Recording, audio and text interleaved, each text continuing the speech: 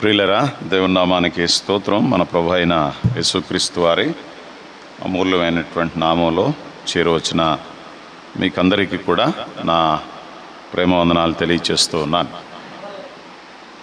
దేవుని మహాకృప చేత మరొకసారి ప్రభువు పాదపీఠమైన భూమి మీద ఆయన పిల్లలుగా ప్రభు మరొక అవకాశాన్ని మనకి అనుగ్రహించిన విధానం అంతటిని బట్టి నేను ప్రభువుని స్తుతిస్తూ ఉన్నాను. కొన్ని వాక్య తలంపుల్ని మీ దృష్టికి నేను తీసుకుని వస్తాను. దైవ గ్రంథంలో మీరు తెరచి చూడాలని ప్రేమతో మనవి చేస్తున్నాను. అపోస్తలుడైన పౌలు ఎఫెసీయులకు రాసిన పత్రిక 5వ అధ్యాయం 15వ వచనం నేను చదువుతాను. మనం చాలాసార్లు విన్న వచన భాగాలే మరొకసారి ఆ మాటలు మీ దృష్టికి తీసుకుని వస్తాను. అపోస్తలుడైన పౌలు గారు ఎఫెసీయులకు రాసిన పత్రిక 5వ అధ్యాయం 15, 16, 17, 18 వచనాలు నేను చదువుతాను. దినములు చెడ్డవి గనుక మీరు సమయమును పోనీయక సద్వినియోగము చేసుకొనుచు అజ్ఞానుల వలె కాక జ్ఞానుల వలె నడుచుకున్నట్లు జాగ్రత్తగా చూచుకొనుడి. ఇందు నిమిత్తము మీరు అవివేకులు కాక ప్రభువు యొక్క చిత్తమేమిటో గ్రహించుకొనుడి. మరియు మద్యముతో మత్తులై ఉండకుడి, దానిలో దుర్వ్యాపారము కలదు. అయితే ఆత్మపూర్ణులై ఉండుడి. ప్రభు సహాయం కొరకు మరి చిన్నమాట మనం ప్రార్థన చేద్దాం. కృప కలిగిన తండ్రి, దయాళుడు అయిన మా దయగలిగిన ప్రభువా, కరుణా సంపన్నుడు అయిన జాలి కలిగిన మా ప్రియ పరలోకపు తండ్రి, మీకు స్తోత్రాలు చెల్లిస్తున్నాం. అపారమైనటువంటి మీ ప్రేమని పాపాత్మలమైన మా పట్ల విపరీతంగా మీరు కనుపరిచి మీ ప్రియకుమారుడు మా రక్షకుడైన యేసుక్రీస్తు ప్రభువారి అమూల్యమైనటువంటి నామంలో మీరు మాకు అనుగ్రహించిన గొప్ప రక్షణ కొరకు స్తోత్రాలు చెల్లిస్తున్నాం. రక్షించబడిన మీ పిల్లలుగా ఈ ఉదయకాలపు వేళ మీరు మాకు అనుగ్రహించిన భౌతిక సంబంధమైన మందిరాలలో ఆత్మ సంబంధమైన మందిరాలుగా కట్టబడుతున్న మేము మిమ్మల్ని ఆరాధించడానికి, మీ లేఖనాలు ధ్యానం చేయడానికి మీరు ఇచ్చిన కృప కొరకు స్తోత్రాలు. మరలా తిరిగి ఈ మీ స్వరక్తమిచ్చి సంపాదించిన ఈ స్థానిక సంఘాన్ని బట్టి స్తోత్రములు చెల్లిస్తున్నాం. బాధ్యత కలిగినటువంటి పెద్దలను బట్టి, భారం కలిగినటువంటి పెద్దలను బట్టి మీకు స్తోత్రాలు. మరొక మారు ఈ సాయంకాలపు వేళ ఈ స్థానిక సంఘంలో నాయన మరి గ్రామంలో ఉన్నటువంటి యవనస్తులను మీ వైపుకు ఆకర్షించడానికి, రక్షించబడిన వారిని బలపరచడానికి, ఈ కూడికను ఏర్పాటు చేయడానికి మీరు సహాయం చేశారు. చేరువచ్చిన యవనస్తులైనటువంటి బిడ్డలను బట్టి, ఈ దూర శ్రవణ యంత్రం ద్వారా వింటున్నటువంటి బిడ్డలను బట్టి ప్రార్థన చేస్తున్నాం. అందరితో మీరు మాట్లాడండి.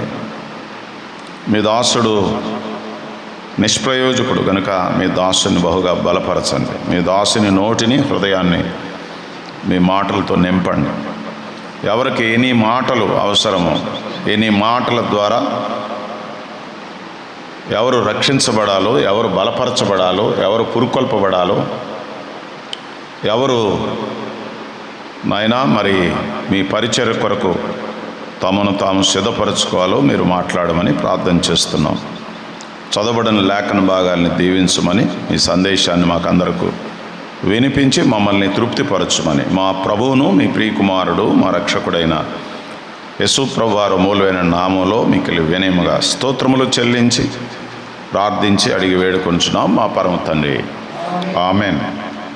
ప్రియులరా, మనం అపోస్తలుడైనటువంటి పౌలు గారు ఎఫెసీయులకు రాసిన పత్రిక 5వ అధ్యాయం 15వ వచనం నుండి 18వ వచనం వరకు మనం చదివాం. ఎఫెసీయులకు రాయబడినటువంటి ఈ పత్రికని ఇది ఆత్మ సంబంధమైన ఆశీర్వాదాల పత్రిక అని అంటారు. ఆత్మ సంబంధమైన ఆశీర్వాదాల పత్రిక. మీరు మొదటి అధ్యాయం చదివితే అన్నీ ఆత్మ సంబంధమైన ఆశీర్వాదాలు కనబడతాయి.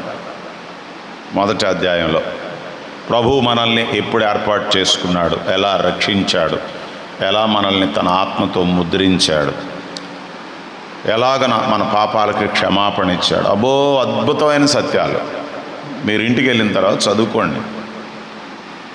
ఆదికాండ గ్రంథం ఆరంభాల గ్రంథం అయితే, క్రొత్త నిబంధనలో ఎఫెసీయులకు రాసిన పత్రిక ఆత్మ సంబంధమైన ఆశీర్వాదాలు ఇచ్చేటువంటి పత్రిక. అర్థమైందా?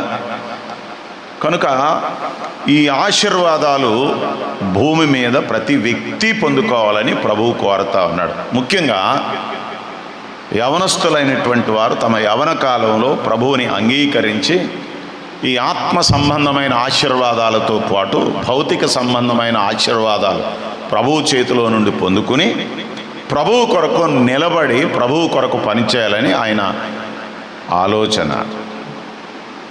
కానీ పెద్దలు మరి కొంత బాధతో దుఃఖంతో ఈ మాటలు మీకు తెలియచేస్తూ ఉన్నారు.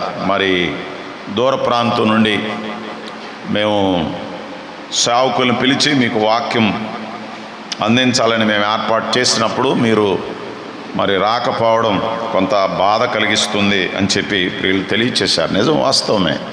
చాలామంది వచ్చారు, కానీ ఇంకా ఆయా స్థలాలలో ఈ లోక సంబంధమైనటువంటి కార్యక్రమాలలో ఇరుక్కుని కొంతమంది ప్రభువుకి, ప్రభు మందిరానికి, ప్రభు ఆశీర్వాదాలకి దూరం అయిపోతున్నటువంటి వారిని బట్టి మనం ప్రార్థన చేయాలి. సంఘంలో ఎప్పుడు పెద్దలు సంతోషంతో ఉండాలి. గుర్తుపెట్టుకోండి. అర్థమవుతుందా? స్థానిక సంఘంలో పెద్దలందరూ మనల్ని బట్టి సంతోషించాలి, ఆనందించాలి, మనల్ని బట్టి ప్రభువుని స్తుతించాలి. వారు దుఃఖంతో ఆ పని చేస్తే దానికి ప్రతిఫలం ఉండదు అని దైవగ్రంథం కూడా మనకి తెలియచేస్తూ ఉంది. కనుక పెద్దల మాట, సేవకుల మాట విన్న వ్యక్తులు కానీ, యవనస్తులు కానీ, కుటుంబాలు కానీ ఎవరైనా ఆశీర్వదించబడతారు, అందులో అనుమానం లేదు. సంఘములో బాధ్యత కలిగినటువంటి పెద్దలు నిలబడి ఒక ప్రకటన చేసినప్పుడు, దేవుని వాక్యాన్ని చెప్పినప్పుడు దానికి లోబడిన వారిని దేవుడు ఆశీర్వదిస్తాడు. అందులో ఏ మాత్రం డౌట్ లేదు. అది ఎవరి మాట? మనుష్యుల మాట కాదు, దేవుని మాట. అది దేవుని వాక్యం. ఒక్క వచనం చదువుతాను చూడండి. తెస్సలోనికైలకు రాసిన మొదటి పత్రిక 2వ అధ్యాయం. తెస్సలోనికైలకు రాసిన మొదటి పత్రిక 2వ అధ్యాయం 13వ వచనం చదువుతున్నాను చూడండి. పౌలు గారు తెస్సలోనికయ పట్టణంలో సువార్త ప్రకటించాడు. అక్కడ చాలామంది ప్రభువుని నమ్ముకున్నారు. వాళ్ళు ఎలా అని ప్రభువుని నమ్ముకున్నారో దేవుని వాక్యం చదువుతాను చూడండి. ఆ హేతువు చేతను మీరు దేవుని గూర్చిన వర్తమాన వాక్యము మా వలన అంగీకరించినప్పుడు మనుష్యుల వాక్యమని ఎంచక అది నిజముగా ఉన్నట్టు దేవుని వాక్యమని దానిని అంగీకరించితిరి. అద్భుతమైనటువంటి సత్యం. అమ్మా, తెస్సలోనికైలో ఉన్న విశ్వాసులు ప్రభువుని నమ్ముకున్నప్పుడట పౌలు గారు సువార్త ప్రకటించినప్పుడు ఆ వాక్యం మనుష్యుల వాక్యం అని ఎంచలేదట. మరి ఎవరి వాక్యం అని ఎంచారు? అది నిజముగా ఉన్నట్టు దేవుని వాక్యమని దానిని అంగీకరించితిరి అనే మాట మనం చూస్తా ఉన్నాం. చెప్పింది ఎవరు? చెప్పండి. చెప్పింది ఎవర్రా? చెప్పండి. పాపోళ్ళు చెప్పండి, అమ్మాయిలు చెప్పండి. చెప్పింది పౌలే, చెప్పింది సేలే, చెప్పింది తిమోతినే కదా. కానీ ఇలా వినాలి, అది మనుష్యుల వాక్యం అని వారు ఎంచలేదు. అది ఉన్నట్టుగా, అది నిజముగా ఉన్నట్టు దేవుని వాక్యమని అంగీకరించారు. అందుకనే పెద్దలు వాక్యం చెప్పినప్పుడు, పెద్దలు ఒక మాట చెప్పినప్పుడు అది దేవుని మాట అని, దేవుని మాటని అంగీకరించాలి. అర్థమైందా? అది దేవుని వాక్యం అని నువ్వు ఎంచితే, ఇలా వినాలి, అంగీకరిస్తే అది నీకు దీవెన, అది నీకు ఆశీర్వాదం. అర్థమవుతుందా? కనుక ఈ మాటలు మనం ఆలోచన చేస్తున్నప్పుడు స్థానిక సంఘములో దేవుని సేవకులు, పెద్దలైనటువంటి వారు ప్రకటన చేసినప్పుడు, హెచ్చరిక చేసినప్పుడు, దేవుని వాక్యాన్ని అందించినప్పుడు ఆ మాటలకు లోబడి విధేయత చూపించిన వారిని దేవుడు ఆశీర్వదిస్తాడు. నువ్వెంత చదువుకున్నా, నీకెంత ధనం ఉన్నా, ఎంత బలం ఉన్నా, నీకెంత ఏమైనా ఉండని, నువ్వెంత చదువైనా చదువు. ఇక్కడ బోధించేవాళ్ళు 2వ తరగతో 3వ తరగతో చదివినా ఇలా వినాలి. నీకన్నా చాలా తక్కువ, అసలు చదువు లేకపోయినా నిలబడి వాక్యం చెప్తా ఉన్నప్పుడు ఆ వాక్యాన్ని దేవుని వాక్యమని ఎంచాలి. అప్పుడు దేవుడు దీవిస్తాడు. అర్థమవుతుందా? మంచిది. మనం చదువుకున్నటువంటి లేఖన భాగాల్లో అపోస్తలుడైనటువంటి పౌలు గారు ఎఫెసీయులకు రాస్తూ ఆయన ఓ మాట చెప్పాడు 5:15లో, దినములు చెడ్డవి గనుక మీరు సమయమును పోనీయక అని అన్నాడు. దినాలు ఎలానే ఉన్నాయంట? చెడ్డవి అని అన్నాడు. దినములు చెడ్డవి అని అన్నాడు కదా. చూడండి, యోబు గ్రంథం 30వ అధ్యాయం 27వ వచనం. యోబు గ్రంథం 30వ అధ్యాయం 27వ వచనం నేను చదువుతాను. చాలా సంగతులు చెప్పొచ్చు, కానీ మరి ఇంకా కొన్ని మాటలు మనం చెప్పుకోవాలి కనుక నేను కొంచెం క్లుప్తంగా అక్కడక్కడ అట్లా చెప్పి నేను ముందుకు వెళ్తాను. 30వ అధ్యాయం 27వ వచనం. నా పేగులు మానక మండుచున్నవి, అపాయ దినములు నన్ను ఎదుర్కొనేను అనే మాట మనం చూస్తాం. ఏ దినాలు చెప్పండి? అపాయకరమైనటువంటి దినాలు. తిమోతికి రాసిన పత్రికలో కూడా మనం చూస్తాం 3:1లో, అంత్య దినములలో అపాయకరమైనటువంటి కాలములు వచ్చునని అని అన్నాడు. అంత్య దినాలలో మనం ఉన్నాం. అర్థమవుతుందా? అపాయకరమైనటువంటి దినాల్లో ఉన్నాం, చెడ్డ దినాల్లో మనం ఉన్నాం. మనందరికీ తెలుసు. యవనస్తులు మరి కూడికి గనక ఈ మాట ఖచ్చితంగా చదివించాల్సిందే. చదువుదాం చూడండి. ప్రసంగి గ్రంథం 12వ అధ్యాయం 1వ వచనం చదవండి. ప్రసంగి గ్రంథం 12వ అధ్యాయం 1వ వచనం ఏమన్నాడు? అక్కడ చక్కని మాట చెప్పాడు. అదిగో ఏ దినాలండి? దుర్దినములు రాకముందే. అవును కదండి. ఇప్పుడు వీటి యందు నాకు సంతోషము లేదని నీవు చెప్పు సంవత్సరములు రాకముందే, తేజస్సుకును సూర్యచంద్ర నక్షత్రములకును చీకటి కమకముందే, వాన వెలిసిన తర్వాత మేఘములు మరలా రాకముందే నీ బాల్య దినములేందే నీ సృష్టికర్తను స్మరణకు తెచ్చుకొనుము అని అన్నాడు. ఎప్పుడు ప్రభువుని నమ్ముకోవాలి? ఏంటి అలా చూస్తున్నారేంటి? ఎప్పుడు ప్రభువుని నమ్ముకోవాలి? బాల్య దినములందే ప్రభువుని నమ్ముకోవాలి. మరి యవనస్తులు, యవన వయసు వచ్చేసింది కదండి. ఇంకా నమ్మని వారు ఉన్నారా? ఉన్నారు. ఇంకా ప్రభు దగ్గరికి రాని వారు ఉన్నారు. ప్రభువుని అంగీకరించిన వారు ఉన్నారు. వారి సృష్టికర్తని స్మరణకు తెచ్చుకొని వారు ఉన్నారు. ఇప్పుడు సమయాన్ని సద్వినియోగం చేసుకున్నట్ట, సమయాన్ని దుర్వినియోగం చేసుకుంటున్నట్ట? వినాలి. నేను ఎందుకు ఈ మాటలు చెప్తున్నానంటే, సమయమును దుర్వినియోగం చేసుకుంటున్నారు యవనస్తులు. బాబు, తమ్ముడు, పాప, చెల్లి, జాగ్రత్త జాగ్రత్త. ప్రభువు నీకు ఇచ్చిన సమయాన్ని దుర్వినియోగం చేసుకుంటే దుర్దినాలకి నువ్వు అప్పగించబడతావు. అపాయకరమైనటువంటి దినాలలోనికి నువ్వు వెళ్ళిపోతావు. జాగ్రత్త. ఇప్పటికే దినాలు పాడైపోయినాయి, దినాలు చెడ్డవి అనే మాటలు మనం చూస్తున్నాం. భయంకరమైన చెడ్డ దినాలలో, దుర్దినాలలో, అపాయకరమైనటువంటి దినాలలో, అంత్య దినాలలో చెప్పండి మనం ఉన్నాం. జాగ్రత్త. ప్రభు నిన్ను పిలుస్తా ఉన్నాడు. దుర్దినములు రాకముందే అన్నాడు. ఆల్రెడీ వచ్చేసినాయి, దుర్దినాలు వచ్చేసినాయి. అర్థమైందా? అంత్య దినములలో అపాయకరమైనటువంటి కాలములు వచ్చును అని అన్నాడు. పిల్లరా, దినాలన్నీ పాడైపోయినాయి, చెడిపోయినాయి. మనుషులు పాడైపోయారు కదా, మనస్సులు పాడైపోయినాయి, హృదయాలు పాడైపోయినాయి కదండి. దుష్టుడు కదండి ఆ మనుషులను పట్టి పీడిస్తా ఉన్నాడు, వాడి వలలోనికి లాక్కున్నాడు, వాడి చేతిలో బందీలైపోయారు యవనస్తులు చాలామంది. మద్యానికి కదండి మత్తులైపోయినటువంటి యవనస్తుల్ని మనం చూస్తూ ఉన్నాం. పోర్నోగ్రఫీకి బందీలైపోయినటువంటి యవనస్తుల్ని మనం చూస్తూ ఉన్నాం.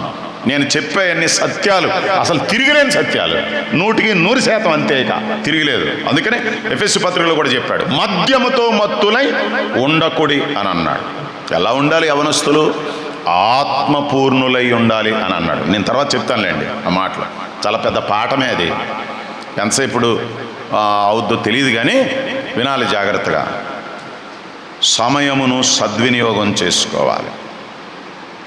ఇంకా ప్రభు దగ్గరికి రాలేదు నువ్వు, దేవుని వాక్యం ఏం చెప్పింది, దేవుడు ఏం చెప్తున్నాడు, నీ బాల్య దినములు ఎందే నీ సృష్టికర్తన స్మరణకు తెచ్చుకో అని అన్నాడు. సమూయేలు ఎప్పుడు మారు మనసు పొందాడు? మీరు చెప్పాలి నాకు, టకటకటకు చెప్పేయండి. సమూయేలు ఎప్పుడు మారు మనసు పొందాడు? ఎప్పుడు రక్షించబడ్డాడు చెప్పండి? అంతే, పాలు విడిచిన తర్వాత అన్నాడు కదా, చిన్న వయసులోనే ప్రభు పరిచర్యలో ఉన్నాడు. యోషియా ఎన్ని సంవత్సరాల వయసులో ప్రభువుని నమ్ముకున్నాడు? 8.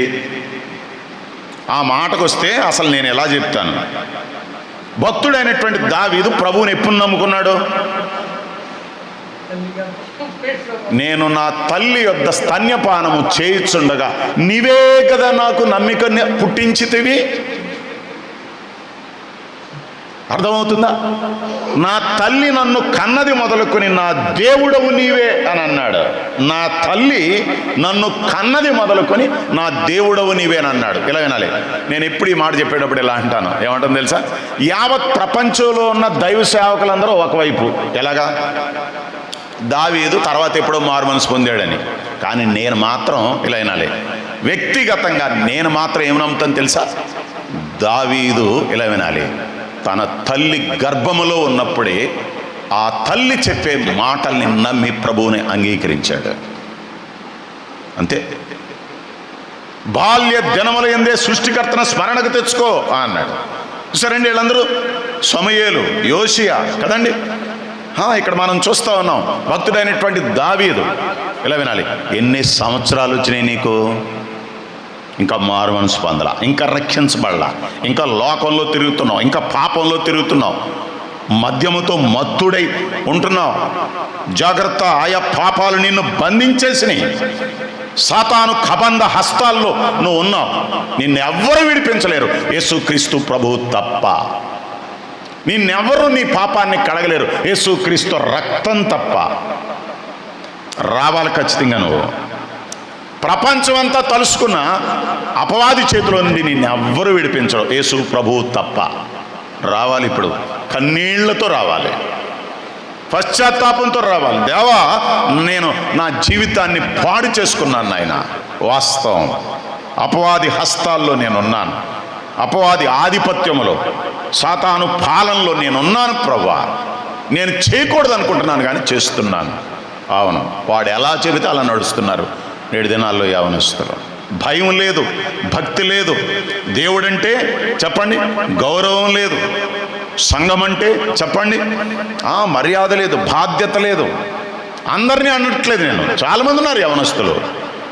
ఇలా చెప్పనా, మీ సంఘంలో మా ఉంటూ 10 మంది ఉంటారేమో, అంత చక్కగా బాగా బాధ్యత కలిగి ప్రభువు పనిచేసేవాళ్ళు కదండి. మరి మిగిలిన యవనస్తులు మీకు పట్టదా చెప్పండి?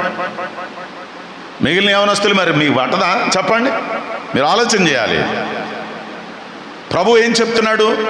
యవన కాలమున కాడి మోయిట నరునికి మేలు అన్నాడు. ఎలా అయినాలే, ముసలి వయసు అయిపోయిన తర్వాత, రిటైర్ అయిపోయిన తర్వాత అన్నీ కదా అయిపోయిన తర్వాత అప్పుడు వస్తానండి నేనంటే కుదరదు. అప్పుడు వచ్చినా ఎలా అయినాలే ప్రభు అంగీకరిస్తాడు, కానీ నీ వల్ల ఏమీ పని అవదు, వేస్ట్. యవన కాలంలోనే ప్రభువుని నమ్ముకుని రోషం కలిగి నువ్వు ఉన్న సంఘంలో ప్రభువు కొరకు నిలబడాలి, గొప్ప కార్యాలు చేయాలి. దేవుడు నీకు ప్రతిఫలం ఇస్తాడు, నీకు గొప్ప బహుమానం ఇస్తాడు. అర్థమవుతుందా? మీరు చూడండి, దైవ గ్రంథంలో మీకు ఈ క్యారెక్టర్స్ అందరూ కూడా, మోషే అయినా, యెహోషువ అయినా, దావీదైనా చెప్పండి, ఇలాగన బెసలేలైనా కదండి, ఇలాగ చాలామంది వారు తమ యవన కాలంలో దేవుని కొరకు రోషం కలిగి కదా, నీతి విషయంలో రోషపడి ప్రభువు కొరకు బ్రతికిన వాళ్ళు. ఫినిహాస్ కానీ ఎక్కడున్నారండి యవనస్తులు? అలాంటి యవనస్తులు చెప్పండి. నా సంఘంలో లేరు, మీ సంఘాల్లో లేరు, మన సంఘాల్లో లేరు, తక్కువ కదండి. ఏమైపోయింది పరిస్థితి? ఆలోచన చేయాలి. ఏమైపోయింది పరిస్థితి? ఏమైపోయింది?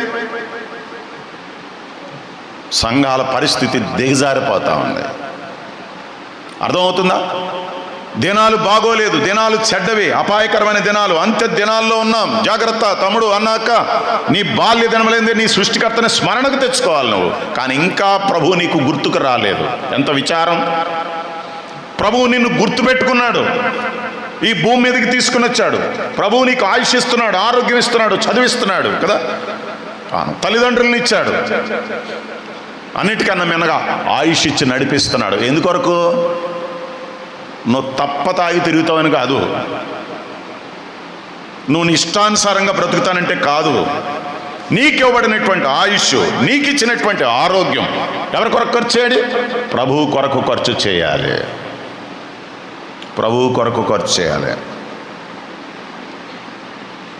సమయమును సద్వినియోగము చేసుకొనొచ్చు అని అన్నాడు. అర్థమవుతుందా? నేను ఈ మాటలు కొంచెం వివరిస్తూ ముందుకెళ్తాను. చూడండి ఏమన్నాడు? దినములు చెడ్డవి గనుక సమయమును పోనీయక అని అన్నాడు కదండి. దినములు చెడ్డవి గనుక సమయమును పోనీయక సద్వినియోగము చేసుకొనొచ్చు అని అన్నాడు.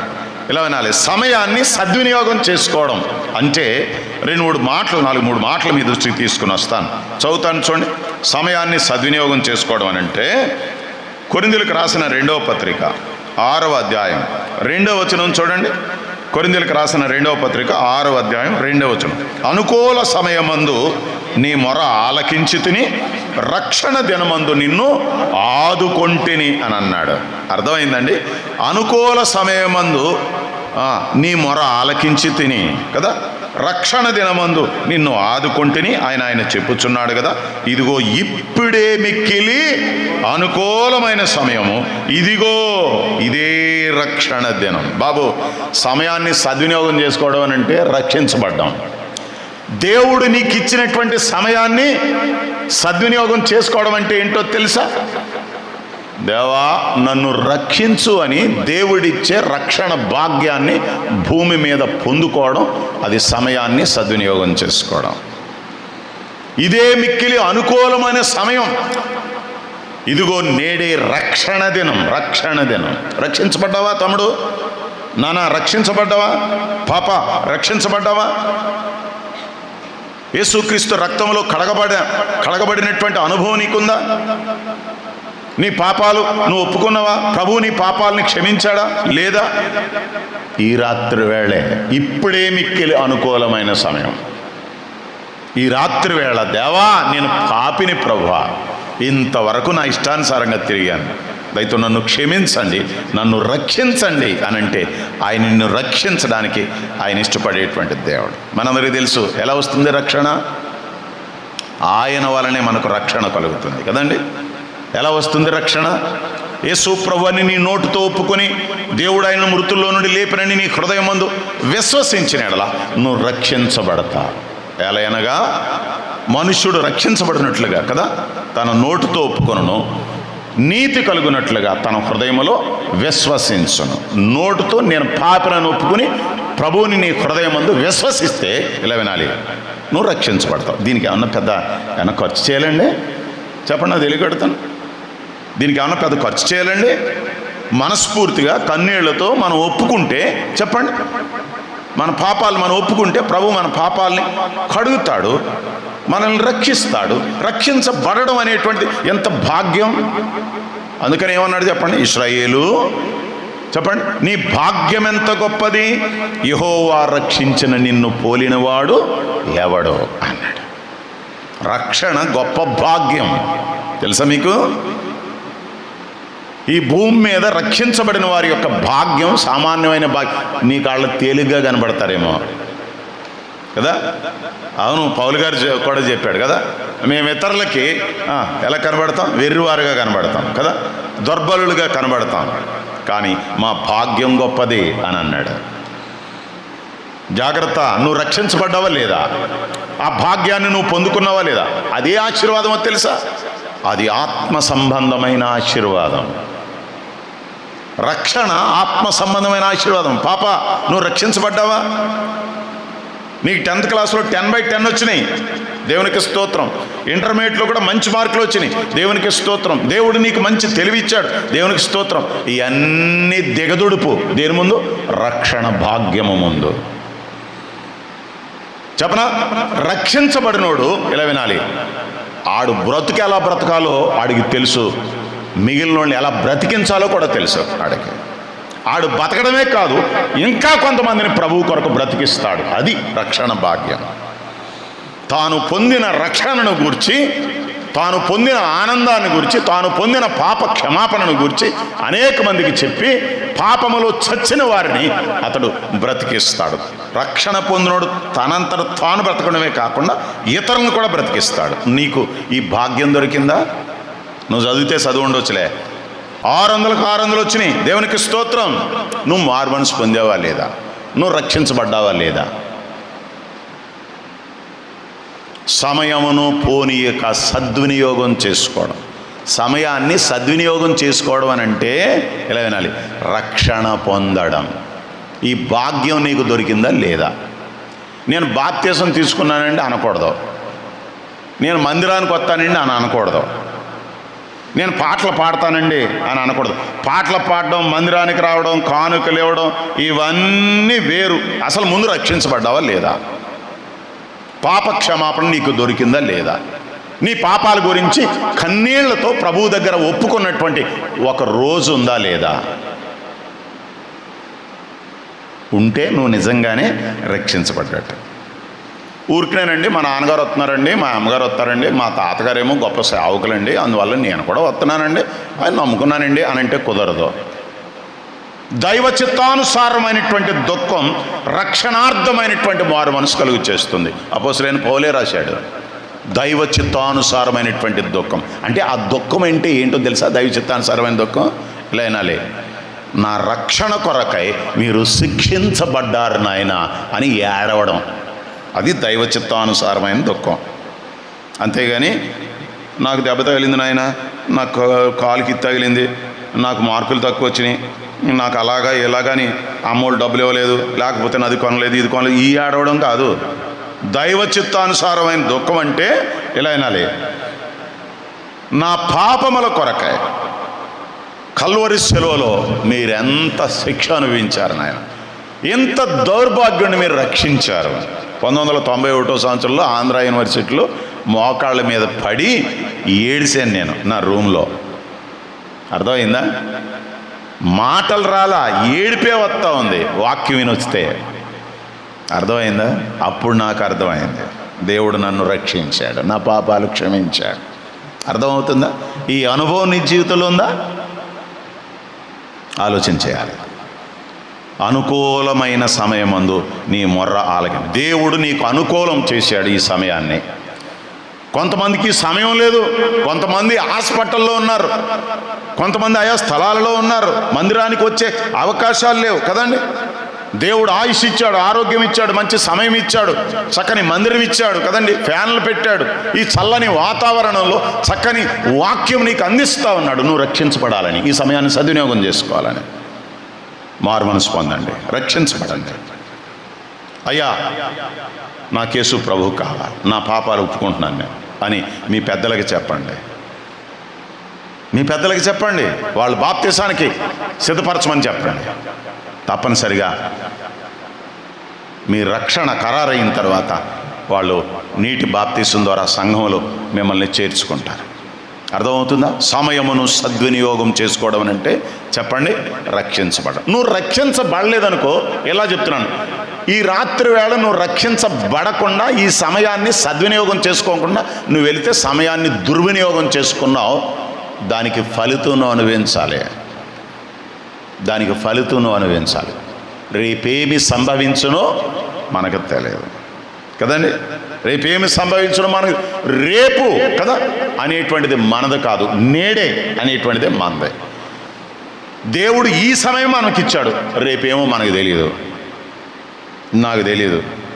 కానీ ప్రభువునందు విశ్వాసం ఉంచుతాం, ప్రభువునందు విశ్వాసం ఉంచుతాం. అవును, రేపు కూడా దేవుడు మనల్ని దీవిస్తాడు అని. కానీ ఇలా వినాలి, ఇదే మిక్కిలి అనుకూలమైన సమయం. రండి, ఈ మాటలు మనం ఆలోచన చేస్తున్నప్పుడు సమయాన్ని సద్వినియోగం చేసుకున్న ఓ 2-3 మీ దృష్టికి తీసుకుని వస్తాను. చదువుతాను చూడండి. లోకాసు వార్త 23వ అధ్యాయం. లోకాసు వార్త 23వ అధ్యాయం 39-43. వేలాడవేయబడిన నేరస్తులలో ఒకడు ఆయనను దూషించుచు, నీవు క్రీస్తువు కదా, నిన్ను నీవు రక్షించుకును, మమ్మను కూడా రక్షించమని చెప్పాను. చూడండి, ఒకడు అలా చెప్తున్నాడు. అయితే రెండో వాడు వారిని గద్దించి, నీవు అదే శిక్షా విధిలో ఉన్నావు గనుక దేవునికి భయపడవా? మనకైతే ఇది న్యాయమే, మనము చేసిన వాటికి తగిన ఫలం పొందుతున్నాము, కానీ ఈయన ఏ తప్పిదమును చేయలేదని చెప్పి ఆయనను చూచి, యేసు, నీవు నీ రాజ్యములోనికి వచ్చినప్పుడు నన్ను జ్ఞాపకము చేసుకునమనెను. అందుకు ఆయన వానితో, నేడు నీవు నాతో కూడా పరదేశంలో ఉందువని నిశ్చయముగా నీతో చెప్పుచున్నాను అనెను. ఈ సంగతి మనం ఎన్నిసార్లు విన్నాం చెప్పండి? నేనైతే ఎక్కడైతే నేను ప్రకటించడం అయితే ఇలా వినాలి, 200 సార్లు 300 సార్లు వినేసాను నేను ఈ మాట. చెప్పండి, ఎవరైనా చెప్పండి. బందిపోటు దొంగ, బందిపోటు దొంగండి, అర్థమైందా? బందిపోటు దొంగ సిలువలో వేలాడుతున్న యేసు ప్రభువుని చూచి, యేసయ్యా రక్షక, సరే ఎంత చక్కని మాట మాట్లాడు. యేసు, నీవు నీ రాజ్యంతో వచ్చినప్పుడు నన్ను జ్ఞాపకం చేసుకున్నాయినా, సమయం చాలా తక్కువగా ఉందని గుర్తించాడు. ఇంకొకడు ఏమంటున్నాడు, మనకులాగా తెలివైనడాడు కదా, నాకులాగా తెలివైనడాడు, నీవు క్రీస్తువు కదా, నిన్ను నువ్వు రక్షించుకో. నేను కూడా అలాగే అందినప్పుడు, నువ్వు క్రీస్తు కదయ్యా, నువ్వు రక్షించుకుంటావు, మమ్మల్ని కూడా రక్షించాను. ఆడి మాటలో కూడా తప్పేం లేదు కదండి. మీరేమంటారు? ఒకవేళ మీరేమంటారు? యేసు, నీవు నీ రాజ్యంతో వచ్చినప్పుడు నన్ను జ్ఞాపకం చేసుకుని ఆయన అని అంటారా? కాదు, మీరు కూడా అలాగే అంటారు. ఆయన యేసు ప్రభువు కదా, ఆయన రక్షిస్తాడు, మమ్మల్ని కూడా రక్షించు అని అంటాం కదండి. ఇలా అయినాలే, వాడు లోకంలో కలిసిపోతా ఉన్నాడు కదా, ప్రభువు పైన విశ్వాసం లేకుండా మాట్లాడుతూ ఉన్నాడు కదండి. అంటే ప్రాణం మీద తీపితో మాట్లాడుతున్నాడు. వీడు ప్రాణం పోయినా పర్వాలేదు, నేడు అన్నాడు. అది సమయం అంటే, నేడే నీవు నాతో కూడా పరదేశంలో ఉండు అని అన్నాడు. ఎంత అద్భుతంగా సమయాన్ని సద్వినియోగం చేసుకున్నాడండి. సిలువలో ఇలా వినాలి, సిలువలో వేలాడుతున్నటువంటి యేసు ప్రభువుని అర్జించి కదండి రక్షణ పొందుకున్న బందిపోటు దొంగ సమయాన్ని ఎంత చక్కగా ఉపయోగించుకున్నాడు మీరు చూడండి. ఇంకొకడు ఉన్నాడు కదా, నిన్ను రక్షించుకో, నన్ను కూడా రక్షించు అన్నాడు. ఏమైపోయాడు చెప్పండి? పాతాళానికి వెళ్ళిపోయాడు. బందిపోటు దొంగ తనకివ్వబడినటువంటి సమయాన్ని సద్వినియోగం చేసుకున్నాడు. ఏమండి, దొంగ మారాడు. మనం ఏమన్నా దొంగలం ఏంటి చెప్పండి? ఇంకా మారట్లా, యేసు ప్రభుని ఇంకా అంగీకరించట్లా. ఏమండి, యేసు ప్రభుని అంగీకరించడానికి ఏంటండి బాధ? నాకు తెలియకడుతున్నా, అసలు నాకేం అర్థం కావట్లేదు ఈ మధ్యకాలంలో. నేను కూడా పడుకున్నప్పుడు నాకు అర్థం కావట్లేదు యవనస్తుల గురించి. అంటే అసలు మందిరానికి వచ్చి వెళ్ళే వాళ్ళు కూడా ఇలా వినాలి, యవనస్తుల్లో మన కుటుంబాలు ఇంకా ప్రభువుని నమ్ముకొని వాళ్ళు ఉన్నారు. మా సంఘంలో కూడా 60-65 వచ్చినాయి, ఓ 4 ఓ 2-3 వాళ్ళు ఇంకా ప్రభువుని నమ్ముకోలేదు. ఉద్యోగాలు చేశారు, మందిరానికి వస్తారు మందిరానికి, వాళ్ళు ప్రభువుని నమ్ముకోలేదు, వారు బాప్తిసం తీసుకోవాలా. నాకు పిచ్చెక్కిపోతూ ఉంటుంది ఒక్కొక్కసారి, పడుకుని ఆలోచిస్తూ ఉంటాను. ఏంటి బాధ ఏంటి? యేసు ప్రభువా నన్ను క్షమించు నాయనా అని వారు చేసిన పాపాలని ఒప్పుకొని ప్రభు రక్తంలో కడగబడి పాప క్షమాపణ పొందడానికి ఏంటి బాధ చెప్పండి? మీకు వచ్చిన బాధ ఏంటి చెప్పండి? మీకు వచ్చిన బాధ ఏంటి? యేసు ప్రభువుని నమ్ముకోవడం వల్ల మీకు ఏం బాధ కలుగుతుంది చెప్పండి, నాకు చెప్పండి. పోనీ నాకు దగ్గర ఏమైనా సమస్య ఉంటే దానికి ఏమైనా పరిష్కారం ఉంటే చెప్తాను. యేసు ప్రభువుని నమ్ముకోవడం అని అంటే మామూలు కష్టం ఏమైనా అనుభవించాలా, బాధలు అనుభవించాలా, లేకపోతే ఏదైనా అగ్నిగుండం దాటాలా చెప్పండి? ఆయన ఎవరండి? ఆయన ఆకాశాన్ని, భూమిని, సముద్రాన్ని, అందుండ సమస్తాన్ని తన నోటి మాట చేత సృష్టించిన సర్వశక్తిమంతుడైన దేవుడు. ఆయన్ని నమ్ముకోవడానికి సిగ్గుపడడం ఎందుకు? ఆయన నమ్ముకోవడానికి భయపడడం ఎందుకు? ఆయన నమ్ముకోవడానికి వెనుకంజ వేయడం ఎందుకు? నాకు అర్థం కావట్లేదు, నాకు పిచ్చకిపోతూ ఉంటుంది ఒక్కొక్కసారి. డబ్బులు ఏమైనా ఇవ్వాలండి యేసు ప్రభువుని నమ్ముకోవడానికి? చెప్పండి అమ్మా, చెప్పండి. ఇక్కడ ఉన్న వాళ్ళందరూ ప్రభువుని నమ్ముకున్న వాళ్ళేనా? నేను 10 సంవత్సరాల వయసు నుంచి మాట్లాడుతున్నాను. అసలు ఇందాకన్నా బాల్య దినమలేందే అని అన్నాను. పోనీ కనీసం 10 సంవత్సరాల వయసులో కదా, మనం అక్కడక్కడ చూస్తూ ఉంటాను. నేను 10వ సంవత్సరంలో ప్రభువుని నమ్ముకున్నాను, నేను 6వ తరగతిలో ప్రభువుని నమ్ముకున్నాను, నేను 7వ తరగతిలో ప్రభువుని నమ్ముకున్నాను అని అంటున్నారు. మీరు ఏ తరగతులు చదువుతున్నారు? ఎందుకు మీరు నమ్ముకోవడానికి వెనుకం చేస్తున్నారు చెప్పండి? సరే, కాసేపు వాళ్ళని అలా ప్రక్కన పెడితే ఇంకా వయసు వచ్చేసింది చాలామందికి, యవనస్తులు కదండి. 15 ఈ 18, 16, 17 కదండి చెప్పండి. ఇంకా 20, 30, 40 అయిపోయినాయి సంవత్సరాలు కదా. సగం వయసు అయిపోయింది అంతే. కొంతమందికి ఎలా అయినాలి, ఇక రేపో మాపో చెప్పండి అన్నట్టున్నారు కొంతమంది. ఇంకా ప్రభు దగ్గరికి రావట్లా కదండి. ఎంత విచారం, ఎంత భయం అండి నిజంగాను. ప్రభువుని నమ్ముకోకుండా చనిపోతే పాతాళం అని దైవగ్రంథం తెలియచేస్తుంది కదా. పాతాళం నోరు తెరుచుకుని కాచుకున్నది కదా. పాతాళానికి వెళ్ళడం ఎందుకండి, పరలోకానికి రావాలంటున్నాడు కదా ప్రభు. నేను ఇస్తానంటున్నాడు కదా, నేను క్షమిస్తానంటున్నాడు కదా, నేను రక్షిస్తానంటున్నాడు కదా. ఇలా నువ్వు నా యొద్దకు వద్దు అని అన్నాడు ప్రభు. ఆయన యొద్దకు వచ్చి వారిని ఆయన ఎన్నడూ త్రోసివేసే దేవుడు కాదు. ఎందుకండి ప్రభు దగ్గరికి రావడానికి అంత బాధ? నాకు అర్థం కాని పరిస్థితి. క్రైస్తవుల్లోనే, మన కుటుంబాల్లోనే, విశ్వాసుల్లోనే ప్రభువుని నమ్ముకోవడానికి వెనుకంజ వేస్తా ఉన్నారు. చూడండి, బందిపోటు దొంగ ప్రభువుని నమ్ముకుని రక్షకుడిగా హృదయంలో స్వీకరించి చెప్పండి ప్రభువుతో కూడా పరదేశుకు వెళ్ళిపోయాడు. ఎంతో అద్భుతమైనటువంటి సత్యం. సమయాన్ని ఎంత చక్కగా, ఎంత వైజ్గా వినియోగించుకున్నాడు. మీరు ఆలోచించాలి. అంత మాత్రమే కాదు. రండి మరొక మాట దైవ గ్రంథంలో మరొక మాట మనం చూద్దాం. లోకాసు వార్త, అదే లోకాసు వార్త 18వ అధ్యాయం 13వ వచనం చదువుతాను. 18, 13. అయితే సుంకరి దూరముగా నిలుచుండి ఆకాశం వైపు కనులెత్తుటకైనను ధైర్యము చాలక రొమ్ము కొట్టుకొనుచు, దేవా పాపినైన నన్ను కరుణించుమని పలికెను. అతని కంటే ఇతడు నీతిమంతుడిగా తీర్చబడి తన ఇంటికి వెళ్ళానని మీతో చెప్పుచున్నాను అని అన్నాడు. ఎవరైనా సుంకరి కదండి, డబ్బులున్నవాడే కదండి. పరిసయుడు వచ్చాడు, ఏదో చెప్పాడులేండి, ఆయన జోలు మనకు అనవసరంలే. కానీ ఎలా వినాలి, ఇక్కడ సుంకరి ఏం చేస్తున్నాడు చెప్పండి? దూరంగా నిలుచున్నాడు కదండి. ఆకాశం వైపు కన్నులెత్తుటకైనను ధైర్యము చాలక రొమ్ము కొట్టుకొనుచు, దేవా పాపినైనా నన్ను కరుణించు అని పలికాడు. చూడండి సమయాన్ని ఎంత సద్వినియోగం చేసుకున్నాడు. సుంకరి కదండి, నీతిమంతుడిగా తీర్చబడి వెళ్ళిపోయాడు కదండి. బందిపోటు దొంగ ప్రభువుని నమ్మి పరదేశుకు వెళ్ళిపోయాడు. సుంకరి పాప క్షమాపణ పొంది నీతిమంతుడిగా తీర్చబడి తన ఇంటికి వెళ్ళిపోయాడు. ఆలోచన చేయాలి.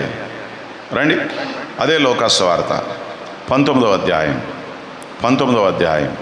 5, 6 వచనాలు మనకు తెలుసు కదా. యేసు ఆ చోటికి వచ్చినప్పుడు కన్నులెత్తి చూచి, జక్కయ్య త్వరగా దిగుము, నేడు నేను నీ ఇంట ఉండవలసి ఉన్నదని అతనితో చెప్పగా అతడు త్వరగా దిగి సంతోషముతో ఆయనను చేర్చుకొని. ఎవరైనా? జక్కయ్య. ధనవంతుడా? చాలా ధనవంతుడు కదండి.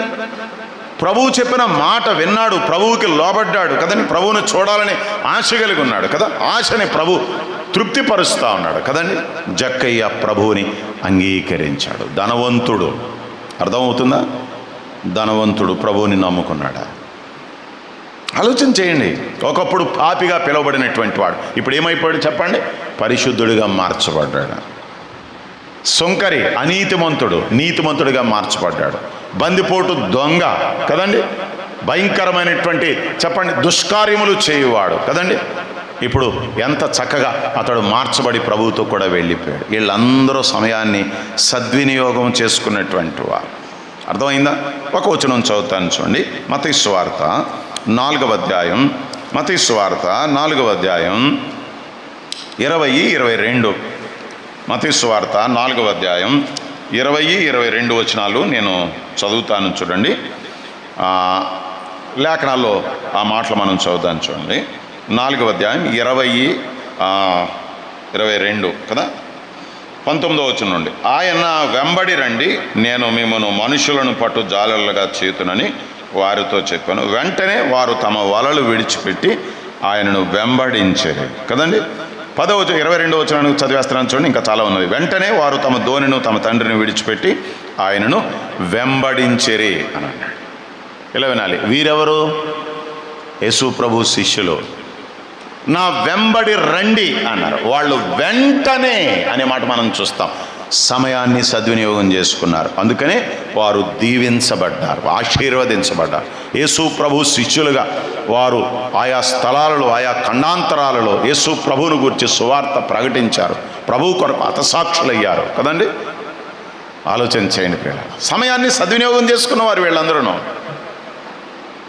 బందిపోటు దొంగ సమయాన్ని సద్వినియోగం చేసుకున్నాడు, సుంకరి సమయాన్ని సద్వినియోగం చేసుకున్నాడు, జక్కయ్య సమయాన్ని సద్వినియోగం చేసుకున్నాడు కదండి. యేసు ప్రభు శిష్యులు కదండి, ఆయన పిలవగా వెంటనే ఆయనని వెంబడించారు. సోదరుడా సోదరి, ఎన్ని సంవత్సరాల నుంచి దేవుని వాక్యం వింటున్నావు? ఎంత కాలం నుండి దేవుని సేవకులు మీకు వాక్యం అందిస్తున్నారు, మారండి, మారు మనసు పొందండి అని చెప్పి. ఎన్నిసార్లు ప్రభువు పిలుపుని విన్నావు? నన్ను వెంబడించండి అని ఎన్నిసార్లు ప్రభువు నీతో మాట్లాడాడు? మరి వాళ్ళు వెంటనే వెంబడించారు. మరి నువ్వు వెంబడించావా? వెంటనే అని అంటే దాని అర్థం ఏంటంటే సమయాన్ని సద్వినియోగం చేసుకున్నారు. వెంటనే ఆలోచన చేయండి. సమయమును సద్వినియోగము చేసుకొనొచ్చు అని అన్నాడు. కనుక నెంబర్ 1 సమయాన్ని సద్వినియోగం చేసుకోవడం అని అంటే ఏం చెప్పండి? మారు మనస్సు పొందడం. వీళ్ళందరూ మారు మనసు పొందారు, వీళ్ళందరూ రక్షించబడ్డారు. సమయాన్ని చక్కగా వాళ్ళు ఉపయోగించుకున్నారు. సోదరుడా సోదరి, ఈ రాత్రి వేళ ప్రభువు నీకు ఇచ్చినటువంటి సమయాన్ని సద్వినియోగం చేసుకో, దుర్వినియోగం చేసుకోవద్దు, సమయాన్ని పాడు చేసుకోవద్దు. ఎందుకనంటే అక్కడ లేఖనాల్లో మనం చూస్తాం కదా, ఆ సమయం చెప్పండి అది చాలా తక్కువ అనే మాట దైవ గ్రంథంలో మనం చూస్తున్నాం కదా. దైవ గ్రంథంలో ఆ మాట మనం గమనిస్తాం ప్రియులారా కదా. దినములు చెడ్డవి గనుక మీరు సమయమును పోనీయక కదా, సద్వినియోగము చేసుకొనొచ్చు అని అన్నాడు. సమయమును పోనీయక అని అన్నాడు. కనుక ఈ సమయాన్ని నువ్వు పోనీయక, దుర్వినియోగం చేయక, సద్వినియోగం చేసుకుని మారు మనసు పొందాలి. అంత మాత్రమే కాదు, గలతీయులకు రాసిన పత్రిక 6వ అధ్యాయం 10వ వచనం. సమయాన్ని సద్వినియోగం చేయడం అనంటే అక్కడ ఒక మాట రాశాడండి. గలతీయులకు రాసిన పత్రిక 6వ అధ్యాయం 10వ వచనం చదువుతున్నాను. కాబట్టి మనకు సమయము దొరికిన కొలది అందరి ఎడలను, విశేషముగా విశ్వాస గృహమునకు చేరిన వారి ఎడలను మేలు చేయుదుము అని అన్నాడమ్మా. ఇక్కడ కొంతమంది రక్షించబడ్డారు. నేను ఈ మాటలు మన కొరకు చెప్తా ఉన్నాను. మారు మనసు పొందాం, రక్షించబడ్డాం, సమయాన్ని సద్వినియోగం చేసుకున్నాం. ఇప్పుడు ప్రభువు మనకిస్తున్నటువంటి సమయాన్ని మనం సద్వినియోగం చేసుకోవాలి. ఎవరు? మార్పు చెందిన వారు కూడా, రక్షించబడిన వారు కూడా, ప్రకటించే నేను కూడా. ఎలాగా? మేలు చేసి అని అన్నాడు. మేలు చేయుట ద్వారా సమయాన్ని సద్వినియోగం చేసుకోవాలి. అక్కడ రాయబడిన మాట కదా. కాబట్టి మనకు సమయము దొరికిన కొలది. అమ్మా, ఏం దొరికిన కొలది? దేవుడు మనకు సమయం ఇచ్చిన కొలది మనం ఏం చేయాలి చెప్పండి? అందరి ఎడలను, విశేషముగా విశ్వాస గృహమునకు చేరిన వారి ఎడలను మేలు చేయదుము అని అన్నాడు. అమ్మా, మారు మనసు పొందాం, రక్షించబడ్డాం, ప్రభువుని నమ్ముకున్నాం, దేవుడు మనకు సమయం ఇస్తున్నాడు. మనం ఏం చేయాలి? అందరి ఎడల మనము మేలు చేయాలి కదండి. అక్కడే ఆ మాటే పై వచనంలో మనం చదువుదామా? చూడండి ఏమన్నాడు? 9వ వచనం. మనము మేలు చేయుట యందు విసుకక యుందుము, మనం అలయక మేలు చేస్తమేని తగిన కాలమందు పంట కోతుము అని అన్నాడు. ఎందరి ఎడల? అందరి ఎడల అని అన్నాడు. అమ్మా, అందరికీ మనం మేలు చేసేవాళ్ళుగా ఉండాలి. ఇంకొక మాట రాశాడు అక్కడ. ఏం రాశాడు? విశ్వాస గృహమునకు చేరిన వారిని ఎడల అని అన్నాడు. ఇలా అన్నాడు, విశ్వాస గృహమునకు చేరిన వారి ఎడలనంటే ఇలా అన్నాడు, విశ్వాసుల కుటుంబాలకు అని అర్థం. ఇప్పుడు నేను అర్థం చేసుకున్నా తెలుసా? విశ్వాస గృహమునకు అనంటే సంఘానికి మేలు చేసేవాళ్ళంగా ఉండాలి. ఇది విశ్వాసుల యొక్క గృహం, ఇది దేవుని ఇల్లు, ఇది దేవుని మందిరం. అర్థమైందా? విశ్వాస గృహం ఇది. అంటే నువ్వు, నీ భార్య, నీ పిల్లలందరూ రక్షించబడ్డారు. మీది విశ్వాస గృహమే. మీకు మేలు చేయాలి. నేను చెప్పండి, మనందరం కలిసి ఈ విశ్వాస గృహానికి ఏం చేయాలి చెప్పండి? మేలు చేయాలి. సంఘానికి మనం ఎలా ఉండాలి? మేలుకరంగా ఉండాలి. బాబు, అన్నోళ్ళు, తమ్ముడోళ్ళు, ఇక్కడ చాలామంది ప్రభువుని నమ్ముకున్నారు. దేవునికి స్తోత్రం. నీకు ప్రభు సమయం ఇస్తున్నప్పుడు ఈ సంఘానికి మేలు చేసే వ్యక్తిగా ఉండాలి. నేను ఎప్పుడు ఈ మాటలు చెప్తూ ఉంటాను. మన కుటుంబం ఎంత ముఖ్యమో మన సంఘం అంత ముఖ్యం. మన కుటుంబం ఎంత ముఖ్యమో మన సంఘం అంత ముఖ్యం. అవును, అర్థమవుతుందా? మనం కుటుంబంలో ఎంత చక్కగా పనిచేస్తామో సంఘంలో కూడా అంత చక్కగా పనిచేయాలి. ప్రభువు నీకు ఇచ్చిన పని చేయాలి. పెద్దలు నీకు చెప్పిన పని చేయాలి. నువ్వు నీ ఇష్టానుసారంగా చేయడానికి కుదరదు. మళ్ళీ ఇదో మాట చెప్తున్నాను నేనండి. మీరు చేయమన్నారు కదండి, నేను చేస్తానండి, లేచి నిలబడి వాక్యం చెప్తానండి అంటే కుదరదు. నీకు ఆ తలంతి లేదు. నువ్వు చదువుకుండవచ్చు, నువ్వు డాక్టరేట్ చేయొచ్చు, నువ్వు డాక్టర్ అయి ఉండొచ్చు, నువ్వు కలెక్టర్ అయి ఉండొచ్చు, నీకు ఆ వరం ఉంటేనే వాక్యం చెప్పాలి. ఆ వరం లేదు, నువ్వు మాట్లాడకూడదు. దేవుడు నీకు ఏదో వరం ఇస్తాడు, ఆ వరాన్ని సంఘ పెద్దలు గుర్తిస్తారు. ఆ వరము ద్వారా, ఆ తలాంతు ద్వారా సంఘానికి ఏం చేయాలి చెప్పండి? మేలు చేయాలి, మేలు చేయాలి. విశ్వాస గృహమునకు చేరిన వారి ఎడల మీరు మేలు చేయండి అని అన్నాడు. విశ్వాసుల యొక్క కుటుంబాలకి అందరికీ మనం మేలు చేస్తూ మనం ఉన్న సంఘానికి మేలుకరంగా ఉండాలి. అర్థమవుతుందా? నువ్వు మేలు చేయకపోయినా పర్వాలేదు, సంఘానికి ఏం చేయకూడదు చెప్పండి? చెప్పండి. పోనీ నీకు ఇష్టం లేదు, మేలు చేయడం నీకు ఇష్టం లేదు, పని చేయడం నీకు ఇష్టం లేదు, బాబు తమ్ముడు అన్న పని చేయడం నీకు ఇష్టం లేదు, నీకు కష్టంగా ఉంది, అలాగ వచ్చి కూర్చుని వాక్యం విని వెళ్ళిపో, అంతే. కూర్చుని వాక్యం విని వెళ్ళిపో, అది నీకు క్షేమం. అలా కాకోకుండా ఎలా వినాలి? ఏదో ఒక రకంగా సంఘాన్ని ఇబ్బంది పెట్టి, సంఘానికి కీడు కలిగించి, సంఘాన్ని పాడు చేయాలని, సంఘాన్ని గలిబిలి చేయాలని నువ్వు ప్రయత్నం చేస్తే ఎలా వినాలి? నీకు ప్రమాదం. అలాంటి వాళ్ళని నేను చాలామందిని ఎరిగిన వాళ్ళని. సంఘంలో సమస్యలు ఉంటాయి, సంఘంలో ఇబ్బందులు ఉంటాయి, సంఘం సాఫీగా సాగకపోవచ్చు. దానికి ఉదాహరణ మన కుటుంబం. పెద్దోడు మాట వింటే చిన్నోడేండో, పెద్ద తింటే చిన్నదిందో, చిన్న తింటే పెద్దదిందో, భార్య వింటే భర్త తినడో, భర్త వింటే భార్య విందో. అయినా కుటుంబం సాగుతుందా లేదా? మాట్లాడరా? అయ్యి బాబా అలా చూస్తున్నారేంటిలా చెప్పండి. పెద్దోడు మాట్లాడో, చిన్నోడు వింటాడు. అలా అని చెప్పి చెప్పండి, పెద్దోడిని అతమానం ఏదోటి ఇబ్బంది పెడతా ఉంటామా? వాడు వస్తాడు లైన్లోకి. ఇలా వినాలి, మన కుటుంబాల్లో చాలా సమస్యలు ఉంటే గుట్టు చప్పుడు కాకుండా వెళ్ళిపోతున్నాం మనం. సంఘంలో కూడా సమస్యలు ఉన్నప్పుడు చెప్పండి ప్రార్థన చేస్తూ వెళ్ళిపోవాలి. నేను మరలా చెబుతున్నాను, సంఘానికి మేలే చేయాలి తప్ప కీడు చేయొద్దు. సంఘానికి కీడు చేసిన వాళ్ళందరూ ఇబ్బంది పడ్డారు, సంఘానికి హాని కలిగించిన వాళ్ళు అందరూ ఇబ్బంది పడతారు. ఎందుకనంటే సంఘం ఎవరిదే? దేవునిది. సంఘానికి కీడు కలిగజేస్తే, సంఘానికి హాని చేస్తే దేవుడికి హాని చేసినట్టు, నాకు కాదు. ఇప్పుడు నేను ఈ సంఘంలో పెద్దనే, ఏదో ఈయనేదో ఇబ్బంది పెట్టాలని నాకేదో ఇబ్బంది కలిగించారనుకోండి, మీరు నాకు ఇబ్బంది కలిగించట్లేదు. ఎవరికి ఇబ్బంది? దేవునికి ఇబ్బంది కలిగిస్తున్నారు. అది గుర్తుపెట్టుకోవాలి. అసలు అది గుర్తుపెట్టుకుంటే మన సంఘాలు ఇంకా చాలా బాగుండే. అది లేదు చాలామందికి. అర్థమవుతుందా? సమయమును సద్వినియోగం చేసుకోవడం అనంటే సమయము దొరికిన కొలది మనము మేలు చేయాలి, మేలు చేయాలి. అలా అయితే మనం ప్రియులరా మేలు చేసేటువంటి వ్యక్తులంగా ఉండాలని దైవగ్రంథం మనకి తెలియచేస్తా ఉంది. మేలు చేసేవాడు ఎవరు? ఒక రెండు మాటలు మనం చదువుదాం. చూడండి, యోహాను రాసిన 3వ పత్రిక, యోహాను రాసిన 3వ పత్రిక 1వ అధ్యాయం, అంటే ఒకే అధ్యాయం 11వ వచనం చూడండి. యోహాను రాసిన 3వ పత్రిక, ప్రియుడా చెడు కార్యమును కాక మంచి కార్యమును అనుసరించి నడుచుకును, మేలు చేయువాడు దేవుని సంబంధి, కీడు చేయువాడు దేవుని చూచినవాడు కాదు. యాకోబు పత్రిక 4వ అధ్యాయం 17వ వచనం చూడండి. యాకోబు పత్రిక 4వ అధ్యాయం 17వ వచనం చెప్పండి. కాబట్టి మేలైనది చేయ నెరిగియు అలాగు చేయని వానికి పాపము కలుగును. మేలు చేయని వాడు చెప్పండి సాతాను సంబంధి, మేలు చేసేవాడు దేవుని సంబంధి. అంతే. అందుకని ఆ రెండు మాటలు చదివించాను. మేలు చేసేవాడు దేవుని సంబంధి. అర్థమైందా? కీడు చేసేవాడు దేవుణ్ణి చూచినవాడు కాదు, కీడు చేసేవాడు సాతాను సంబంధి. కనుక నువ్వు మేలు చేస్తున్నావో కీడు చేస్తున్నావో నువ్వు ఆలోచన చేయాలి. అర్థమవుతుందండి? కనుక సమయాన్ని సద్వినియోగం చేసుకోవడం కదా, అంత మాత్రమే కాదు కానీ ఇంకా చాలా వచనాలు చెప్పొచ్చు, కానీ నేను ముందుకు వచ్చేస్తా ఉన్నాను. ఒక మాట మనందరం ఎరిగిన మాట ఇందాక నేను జ్ఞాపకానికి తెచ్చాను. విలాపవాక్యాల గ్రంథం 3వ అధ్యాయం కదా, 27వ వచనం అనుకుంటా.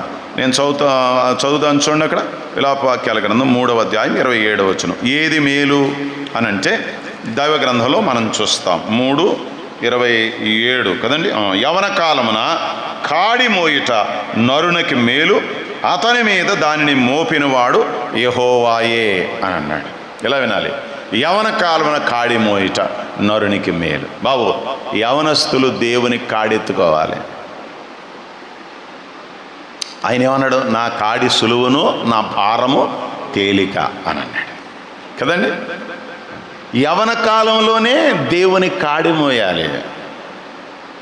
నేను ఇందాక కూడా చెప్పాను, ఇప్పుడు కూడా చెప్తున్నాను. ఏది మేలు అనంటే దేవుని సేవ చేయటం మేలు. సమయాన్ని అలా సద్వినియోగం చేసుకోవాలి. ఎప్పుడు దేవుని కొరకు పని చేద్దామా, ఎప్పుడు దేవుని పని చేద్దామా, ఎప్పుడు పెద్దలు నాకు ఏదైనా మందిర పని చెప్తారా అని చూడాలి, ఎదురు చూడాలి యవనస్తులు. అంతేగాని పెద్దలు కనపడితే పక్క నుంచి తప్పుకుంటే వెళ్ళిపోకూడదు, ఈయన ఏదో పని చెప్తాడని. అర్థమైంది? పెద్దలు పిలిచి నాకు ఏదైనా పని చెప్తే బాగుండి నేను చేస్తాను అని అన్నట్టుగా ఉండాలి. యవన కాలమున కాడి మోయుట నరునికి మేలు. మీరు తల్లిదండ్రులు కూడా మీరు చెప్పాలి, తల్లిదండ్రులు మనం చెప్పాలి మన పిల్లలకి, ఒరే మనం దేవుని సేవ చేయాలి, మందిరంలో పెద్దలు నీకు ఏది చెప్తే అది చెయ్యాలి. మన ఇంట్లో మన పని ఎలా చేసుకుంటామో మనకిచ్చిన ప్రభు ఆ మందిరంలో ఆ మందిర పరిచర్య మనం చేయాలి. ముందే మనం చెప్పేయాలి. అర్థమైందా? మనము ఏ చెప్పాం, మనం ఏం చెప్తాం చెప్పండి? చచ్చిపోయే ముందు కూడా ఒరే నీకు అక్కడ ఇది రాశానురా, నీకు ఇది రాశానురా, బ్యాంకులో అంత ఉందరా ఇంత ఉందరా ఈ చెప్తాం తప్ప, ఒరే నేను చచ్చిపోతున్నాను మన మందిరాన్ని మాత్రం నువ్వు విడిచిపెట్టుకో, మన పెద్దలు అలా చెబితే అలా చేసుకుంటా, మందిరం పరిచర్యలు వెళ్ళరా, అందుకని మనం దీవించబడ్డామని చెప్పినోడు భూమి మీద ఎవరన్నా ఒకళ్ళు ఇద్దరు ఉంటారా? ఏమో ఉండరు నాకు తెలిసినంతవరకు. ఆడు జాగ్రత్త, ఈడు జాగ్రత్త, అది జాగ్రత్త అన్నారు కానీ మందిరం జాగ్రత్త అని చెప్తారా చచ్చిపోయేవాడు ఎవడన్నాను విశ్వాసులు. అంటే ఊరికి నేను నా ఆలోచన అప్పుడప్పుడు వస్తూ ఉంటాయి ఇలాంటి బుర్రకే. అప్పుడప్పుడు పడుకుని ఆలోచించేటప్పుడు ఇవన్నీ వస్తూ ఉంటాయి. ఎందుకు మారు మనసు పొందట్లేదు వీళ్ళు, వీళ్ళకి ఏం కష్టం వచ్చింది, ఏం బాధ వచ్చింది, ఏమి ఇవ్వాలి, ఇందాక చెప్పుకున్నాను, నా బాగా చెప్పాను కదా. అలాగే ఇది కూడా ఒక్కొక్కసారి అనిపిస్తూ ఉంటుంది నాకు పడుకున్నప్పుడు. అందరూ చనిపోయేటప్పుడు విశ్వాసులు పెద్దలందరూ మందిరం జాగ్రత్త, పెద్దలు జాగ్రత్త కదా బాబు, నాయన మందిరానికి వెళ్ళినాయన, మందిరం మానొద్దురా, ఆ మందిరం వల్లే మనం దీవించబడ్డాంరా, పెద్దలు మన కొరకు ప్రార్థన చేస్తారా, సేవకులు మన కొరకు ప్రార్థన చేస్తారా, నాయన నీకు ఆ తలాంతు ఉంది కదరా, ఆ తలాంతులో నువ్వు మన మందిరంలో వాడబడాలరా అని ఎలాగెవరన్నా చచ్చిపోయేమని చెప్తారా? ఆఖరి మాటలో చూసారా? అంటే మనం మందిరం పట్ల కొంత అలక్ష్యం మనం కలిగి ఉన్నాం. యవన కాలమున కాడి మోయుట నరునికి మేలు. గుర్తుపెట్టుకోండి తమ్ముళ్ళు, యవన కాలంలోనే పని చేయాలి. మేము మొన్న ఈ స్వార్థ యాత్రకు వెళ్ళాం, ఏజెన్సీ ఏరియాకి వెళ్ళాం. ఒక 10 కిలోమీటర్ల పైన అడవిలోనికి వెళ్ళిపోయాం. అడవి అది భయంకరమైన అడవి. ఇలా అయినాలే, కార్లు, జీపులు, బొలోరాలు అవి కూడా వెళ్ళవు, ఓన్లీ ట్రాక్టరే వెళ్తుంది. అక్కడ ట్రాక్టర్ కూడా చాలా నైపుణ్యంతో నడపాలి. ఆ లోపలికి వెళ్ళామన్నమాట. వాళ్ళు ఛత్తీస్గఢ్ నుంచి తర్వాత ఏది ఊరది ఏదో ఉత్తరప్రదేశ్ అనుకుంటా, ఛత్తీస్గఢ్ ఈ ఏరియా నుంచి వాళ్ళు నక్సల్స్ ప్రభావంతో అడవుల్లోనికి దాటి వచ్చి అక్కడ నివాసాలు ఏర్పాటు చేసుకున్నారంట. వాళ్ళకి మేము ఒక కిట్టు పట్టుకుని వెళ్ళాము. ఒక కిట్టు అంటే అది 800 రూపాయల కిట్టు అన్నమాట. 5 కేజీలు బియ్యం, అర్థమైందా, ఒక ఆయిల్ ప్యాకెట్, ఒక నూనె ప్యాకెట్, ఒక పంచదార ప్యాకెట్, ఒక సాల్ట్ ప్యాకెట్, కందిపప్పు కేజీ, పెసరపప్పు కేజీ, 2 ఒంటి సబ్బులు, ఒక 2 బట్టల సబ్బులు, అర్థమైందా, ఉల్లిపాయలు 3 కేజీలు, బంగాళదుంపలు 2 కేజీలు, ఇవన్నీ కలుపుకొని కొన్ని 40 కిట్లు పట్టుకుని వెళ్ళాం. అక్కడ 40 కుటుంబాలు ఉంటాయి. భయంకరమైనటువంటి కారు అడవి అది. వాళ్ళు ఎప్పుడునూ పొద్దుటే దొరకరు. ఏజెన్సీ ఏరియాల్లో సువార్తకు వెళ్ళాలి అని అంటే మనం రాత్రుళ్ళు వెళ్ళాలి, లేకపోతే పొద్దుటే 5 గంటల నుంచి 8 గంటల వరకు చెప్పాలి. 8 గంటల తర్వాత అడవికి వెళ్ళిపోతారు వాళ్ళు. అడవికి వెళ్ళిపోయి అడవిలో వాళ్ళు కొట్టుకుని అవన్నీ తెచ్చుకుంటారు, మళ్ళీ సాయంకాలమే వస్తారు. ఈ సంగతి మాకు తెలిసి మేము సాయంకాలం 5 గంటలకు బయలుదేరి వెళ్ళాం. మా యవనస్తులు కొంతమంది ఉన్నారు, ముసలోళ్ళు కూడా కొంతమంది ఉన్నాం. వెళ్ళాం. ట్రాక్టరు చాలా దూర ప్రాంతం వెళ్ళాం. మొత్తం మీద అక్కడ వాళ్ళని దర్శించాం, కిట్లు ఇచ్చాం. కొంతమంది హిందీ వచ్చు, మాలో కొంతమంది హిందీ మాట్లాడేవాళ్ళు యేసు ప్రభుని మీరు నమ్ముకోండి, మేము పలానా ప్రాంతం నుంచి వచ్చాం, ఆయన నిజమైన దేవుడు, ఆయన గొప్ప దేవుడు, మనల్ని అందరినీ పరలోకానికి చేర్చే దేవుడు అని ఇలా కొంత సువార్త మేము ప్రకటించి వచ్చాం. చెప్పనా, ఆ తర్వాత మరలా ఒక గంట బయలుదేరి ఒళ్ళు హోనం అయిపోయింది. అర్థమైందా? ఒళ్ళు హోనం అయిపోయింది. నేను అన్నాను మా ఊళ్ళతో, ఒరే ఇక మీదట నేను రాలేను. ఇక యవనస్తులకి చెప్పాను, ఒరే బాబా ఇలాంటి ప్రాంతాలకు మేము రాలేము నాయనా, ఏంటి అసలే స్టంట్ వేయించుకున్నాను. అర్థమైందా? ఇక ఈ పరిస్థితులు ఇదివరకు అయితే ఎక్కేవాళ్ళు కొండలు ఎక్కాము దిగాము, కానీ ఇక రాలేను. యవన కాలంలో ఇలా వినాలి, నేనున్నా లేకపోయినా, మేము పెద్దలు ఉన్నా లేకపోయినా ఈ పరిచర్య ఎప్పటికీ యవనస్తులు అలా సాగాలి. ఇప్పుడు మీకు అర్థమైందా?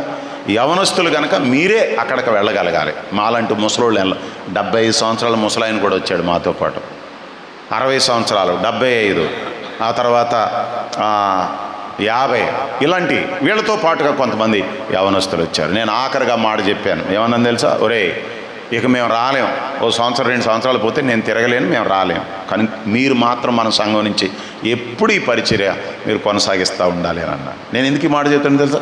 ఈ యవన కాలంలోనే ప్రభువు కొరకు ఎంత పరిగెట్టాలో అంత పరిగెట్టగలం, ఎంత నడవగలమో అంత నడవగలం, ఎంత సేవ చేయగలమో అంత సేవ చేయగలం. వయసు అయిపోయిన తర్వాత చెప్పండి, 2 రోజులు పడుకునే ఉండాల్సి వచ్చింది. అర్థమైందా? నేను ఎందుకు ఈ మాటలు చెప్తున్నాను అని అంటే, యవన కాలమున కాడి మోయట నరునికి మేలు, దాన్ని నువ్వు సద్వినియోగం చేసుకోవాలి. సద్వినియోగం, దేవుడు నీకు బలం ఇచ్చినప్పుడు, ఆయుష్ ఇచ్చినప్పుడు తప్పనిసరిగా దాన్ని నువ్వు సద్వినియోగం చేసుకోవాల్సిన అవసరత ఉంది. అంత మాత్రమే కాదు, 2 మాటలు చెప్పి నేను ముగిస్తాను, గంట అయిపోయింది కనుక కదా. చదువుతాను చూడండి. ఎఫెసీయులకు రాసిన పత్రిక 5వ అధ్యాయం 15-16 వచనాలు ఏమన్నాడు? సమయాన్ని సద్వినియోగం చేసుకోవడం. దినములు చెడ్డవి గనక మీరు సమయమును పోనీయక సద్వినియోగం చేసుకొనుచు అని అన్నాడు కదా. ఇప్పుడు 6వ అధ్యాయానికి రండి. సద్వినియోగం చేసుకోవడం అంటే 2 మాటలు చెప్పాను. 1 మారు మనసు పొందడం, రక్షించబడడం. 2 మేలు చేయుట. 3 6వ అధ్యాయం 18వ వచనం, ఆత్మ వలన ప్రతి సమయమందును ప్రతి విధమైన ప్రార్థనను విజ్ఞాపనము చేయొచ్చు, ఆ విషయమై సమస్త పరిశుద్ధుల నిమిత్తమును పూర్ణమైన పట్టుదలతో విజ్ఞాపనము చేయొచ్చు, మెలకువగా ఉండుడి అని అన్నాడు. 18వ వచనంలో ఏం రాయబడింది? ఆత్మ వలన. 6వ అధ్యాయం ఎఫెసీయులకు రాసిన పత్రిక 18వ వచనం కదా, 6:18. ఆత్మ వలన ప్రతి సమయమందును అని అన్నాడు. చెప్పండి, అంటే ఏంటి? సమయాన్ని సద్వినియోగం చేసుకోవడం అంటే ప్రార్థన చేయడం. ఆత్మ వలన ప్రతి సమయం, దేవుడు మనకిచ్చే ప్రతి సమయాన్ని ఎలా వినాలి? అందిపుచ్చుకుని సమయము దొరికిన కొలది మనం ఏం చేయాలి చెప్పండి? ప్రార్థన చేసేవాళ్ళంగా ఉండాలి. ఆత్మ వలన ప్రతి సమయమందును ప్రతి విధమైన ప్రార్థన విజ్ఞాపనము చేయొచ్చు అని అన్నాడు. ప్రార్థన చేయాలి కదండి. ఎందుకనంటే ఇందాక మనం చదువుకున్నాం కదా, కొరింథీయులకు రాసిన 2వ పత్రిక 6వ అధ్యాయం 2వ వచనం, అనుకూల సమయమందు నేను నీ మొర ఆలకించి తిని అని అన్నాడు. కీర్తన గ్రంథం 69:13లో కూడా ఆ మాట మనం చూస్తాం. ఇలా వినాలి. భక్తుడైనటువంటి దావీదు చెప్పండి, ముమ్మారు ప్రార్థన చేసినవాడు కదండి. 55వ అధ్యాయం 17వ వచనం కదా. 55 కీర్తన గ్రంథం 17వ వచనంలో ఉదయమున సాయంకాలమున మధ్యాహ్నమున అతడు ప్రార్థన చేసేవాడు. దానియేలు కదండి, దినానికి ముమ్మారు ప్రార్థన చేసేవాడు. మరొక కీర్తనాకారుడు 119వ కీర్తన 164లో దినానికి 7 మార్లు కదా ప్రభువుని స్తుతించేవాడు. చెప్పండి, సమయం దొరికిన కొలది వారు ఏం చేస్తూ ఉన్నారు చెప్పండి? ప్రార్థన చేస్తున్నారు. కనుక సమయమును సద్వినియోగం చేసుకోవడం అంటే ప్రార్థన చేయడం, ప్రార్థన చేసుకోవడం. ప్రభు ఇచ్చేటువంటి సమయాన్ని సద్వినియోగం చేసుకోవాలి, దుర్వినియోగం చేసుకోకూడదు. ప్రభు మనకు ఆయుష్ ఇచ్చినప్పుడు, ఆరోగ్యం ఇచ్చినప్పుడు కదండి, మనకు బలం ఇచ్చినప్పుడు ఎంత ప్రార్థన చేయాలో అంత ప్రార్థన చేసుకోవాలి. మనం ప్రార్థన చేయటం ద్వారా నువ్వు దీవించబడతావు, ప్రార్థన చేయటం ద్వారా కుటుంబం దీవించబడతావు, మనం సంఘం ప్రార్థన చేయటం ద్వారా సంఘం దీవించబడుతుంది. అర్థమవుతుందా? అందుకనే ప్రార్థన అన్నింటికన్నా మిన్న కదా. ఎన్నో పాటలు వచ్చేసినాయి కదా. ప్రార్థన గుండెకాయ లాంటిది. చెప్పండి, ప్రార్థన ఎలాంటిది? గుండె. విశ్వాసికి గుండె లాంటిది ప్రార్థన. మనిషికి గుండె ఆగితే చెప్పండి మరణం, విశ్వాసికి ప్రార్థన ఆగితే ఆధ్యాత్మిక మరణం. ఎంతమంది ప్రార్థన చేస్తున్నాం? యవనస్తుల కూడికి అంటే ఎంతమంది వచ్చారు? ప్రార్థనా కూడికి ఎంతమంది వస్తారా? సరే, కళ్ళు అప్పగించుకొని చూస్తున్నారు అంతే, లేదు ఆ లేదు. ప్రార్థన కూడికి ఎంతమంది వస్తారా చెప్పండి. ఇలా అనాలి, భూమి మీద క్రైస్తవులలో, క్రైస్తవ సంఘాలలో, పరిశుద్ధుల మధ్య అత్యంత నిర్లక్ష్యం చేయబడేటువంటి ఒక అంశం ఏదైనా ఉంది అనంటే అది ప్రార్థన. పెళ్ళిళ్ళకి వస్తారు, ఆదివారం వస్తారు, స్తుతి కూడికలకి వస్తారు, చెప్పండి అన్నిటికీ వస్తారు ప్రజలు కదా. ప్రార్థనా కూడిక అంటే రారు. సమయాన్ని సద్వినియోగం చేసుకోవటం లేదు. ఇలా వినాలి,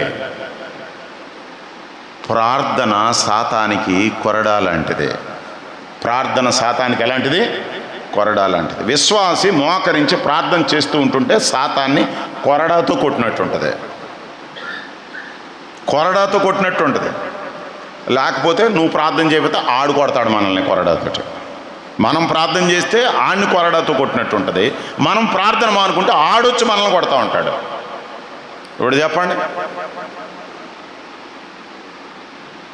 ప్రార్థన ఎంత ప్రాముఖ్యమైనది.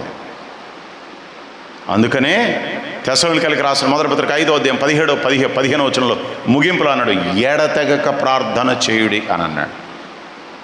మన సంఘాలు దేని మీద కట్టబడ్డాయి? అపోస్తలుల బోధ ఎందును, సహవాసమందును, రొట్టె విరుచుట ఎందును, ప్రార్థన చేయుట ఎందును ఎడతెగక ఉండుడి అని అన్నాడు. అది మన బోధ, అపోస్తలుల ప్రవక్తలు వేసిన పునాది. అది అర్థమవుతుందా? పేరుకు చెప్తున్నాం కానీ ఎంతమంది ప్రార్థన చేస్తున్నాం? ప్రభు ఇచ్చిన సమయాన్ని ఎంతమంది ప్రార్థనకు వినియోగిస్తున్నాం, సద్వినియోగం చేస్తున్నాం? మార్టిన్ లూథర్ కింగ్ భక్తుడు ఏమన్నాడు తెలుసా? ఆత్మలో పుట్టు చెమటయే ప్రార్థన అన్నాడు. ఆత్మలో పుట్టు చెమటయే ప్రార్థన అని అన్నాడు. రావెన్ హిల్ అనేటువంటి భక్తుడు ఏమన్నాడు తెలుసా? ఆత్మల పట్ల చింత కలిగి ఉండుటయే ప్రార్థన అని అన్నాడు. ఆత్మల పట్ల చింత కలిగి ఉండుటయే ప్రార్థన అని అన్నాడు. చెప్పనా ఇలాగా? సాతానుడు ప్రసంగికులకు భయపడ్డావు, ప్రార్థనాపరులకి వణికిపోతాడు. సాతానుడు ప్రసంగికులకి భయపడ్డావు. ప్రపంచంలో ఎంత పెద్ద గొప్ప ప్రసంగికుడైనా సాతానుడికి ప్రసంగికుడితో పని లేదు. ఎందుకనంటే ప్రసంగికుల్ని ఎలా బుట్టలో వేయాలో ఆడికి తెలిసినంతగా ఇంకెవరికి తెలియదు. నేను ఎక్కడ దొరుకుతానో ఆడికి తెలుసు. కానీ ప్రసంగికులకు భయపడ్డావు, ప్రార్థనా పరులకి వణికిపోతాడు. నేను ఇలా కూడా చెప్తాను, మన సంఘాల్లో వాక్యం ఎక్కువ తెలుసు, ప్రార్థన చేయడం తక్కువ ఉంటుంది. ప్రార్థనా పరులు తక్కువగా ఉంటారు. ఎక్కడికన్నా వెళ్ళండి, 100 మంది ఉంటే 10 మంది ప్రార్థన పట్టుమని 10 మంది ప్రార్థన చేసేవాళ్ళు ఉండకపోవచ్చు నాకు తెలుసున్నంతవరకు. ఆల్ నైట్ ప్రేయర్ ఉందా? హాఫ్ నైట్ ప్రేయర్ ఉందా? మీరు పెట్టండి.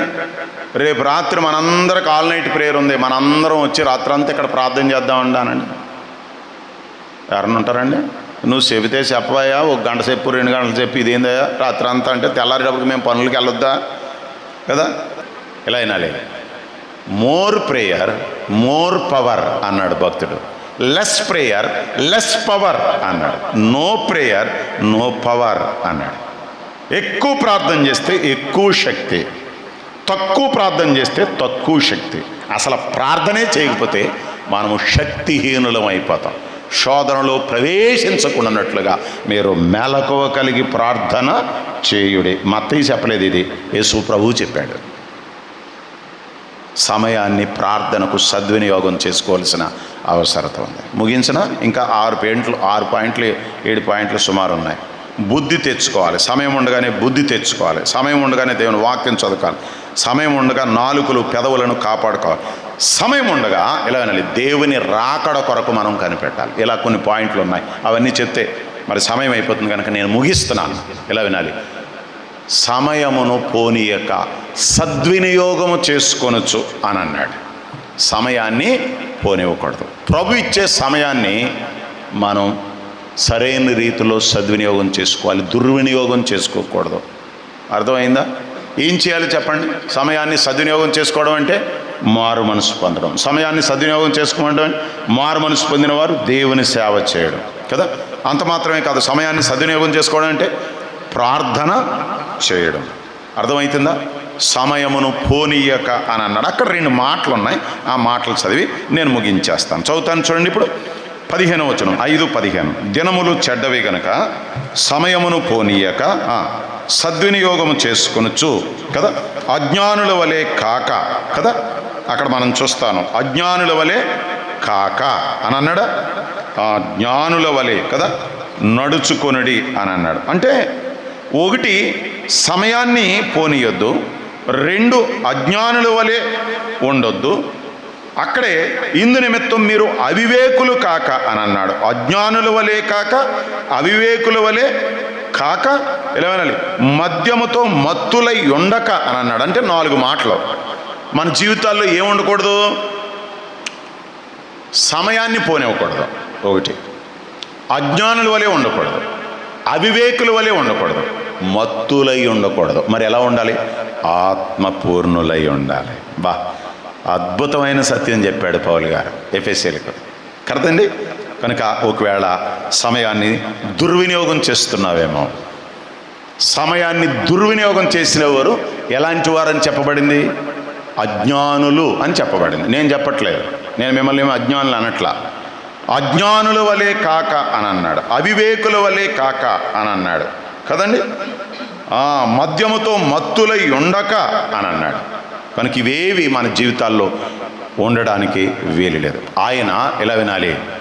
ఆయన కాలము పరిపూర్ణమైనప్పుడు, సమయము పరిపూర్ణమైనప్పుడు ఈ లోకానికి వచ్చాడు. అర్థమైందా? సమయము పరిపూర్ణమైనప్పుడు, కాలము పరిపూర్ణమైనప్పుడు దేవుడు తన కుమారుణ్ణి పంపాడు మనందరి రక్షణ కొరకు. అర్థమైందా? ఆయన శరీరధారిగా ఈ లోకంలోనికి వచ్చాడు, మనందరి కొరకు సిలువలో చనిపోయాడు, సమాధి చేయబడ్డాడు, తిరిగి మృత్యుంజయుడే లేచాడు, మనకు సమయాన్ని ఇస్తూ ఉన్నాడు. ఎంతోమందికి సమయం లేదు. మీరు చూడండి, అప్పుడప్పుడు మీరు ఏం చేయాలనంటే, నేను సంఘంలో కూడా చెప్తాను, అప్పుడప్పుడు ఏం చేయాలనంటే మనం కొంచెం ఎప్పుడైనా ఖాళీ దొరికినప్పుడు అలా హాస్పిటల్కి వెళ్ళొస్తూ ఉండాలి. హాస్పిటల్కి వెళ్ళొస్తూ ఉండాలి, వాళ్ళని చూస్తూ ఉండాలి. హాస్పిటల్కి వెళ్ళినప్పుడు చూడండి, ఆ హాస్పిటల్ వాతావరణం కదండి. ఆయనేమో లోపల వెంటిలేటర్ మీద ఉంటాడు, వీళ్ళు ఇలాంటి అరుగుల మీద కూర్చుని అలా బెంగతో కూర్చొని ఉంటారు కదండి.